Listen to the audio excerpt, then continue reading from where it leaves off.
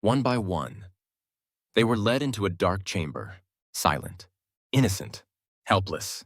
And by dawn, 19 royal princes lay dead, all killed by order of their own brother. This is not a myth. This is the blood-soaked truth of Sultan Mehmed III, and the night he sacrificed his entire bloodline to secure the throne. The Ottoman Empire had a dark secret, a law written not in ink but in blood. It was called the Law of Fratricide, a system where brothers murdered brothers to prevent civil war. But no one, not even the most ruthless sultans before him, had ever taken it this far, until Mehmed III. The year was 1595. Sultan Murad III had just died, and his son Mehmed was about to become the next ruler of the Ottoman Empire.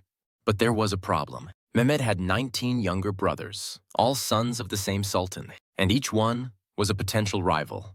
The empire had seen what could happen when princes fought for power: civil wars, rebellions, collapse.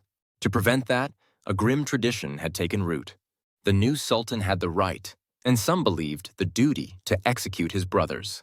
Sultans before him had done it, but never like this. Mehmed III didn't hesitate.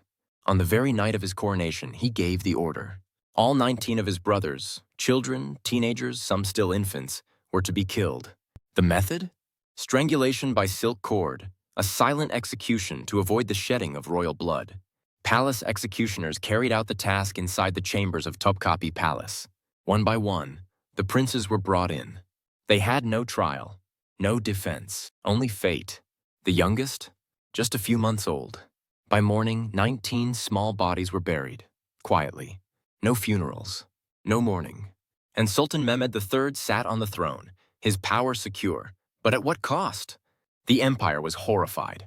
Even in a system built on blood, this was considered extreme. Foreign ambassadors wrote of the massacre in shock. Ottoman historians tried to justify it, but the people whispered of a ruler with no soul. And Mehmed himself? He reportedly fell into deep depression. Some say he was haunted by nightmares. Others claimed he regretted nothing.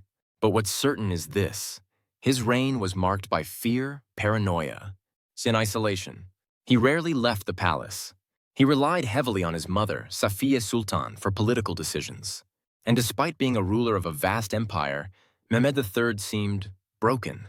He ruled for just 8 years and died in 1603. Mehmed III's massacre wasn't just a personal tragedy. It was a turning point in Ottoman history, a brutal example of what absolute power, mixed with fear, can do. It exposed the dark cost of dynasty and the horrifying choices sultans were forced to make. After his reign, even the Ottomans began to rethink the system, and slowly, the law of fratricide began to fade. But if Mehmed III's reign was built on blood, what about his mother, Safiye Sultan, the woman behind the curtain? In the next episode, we reveal the untold power of the Queen Mother who may have pulled the strings of this deadly decision.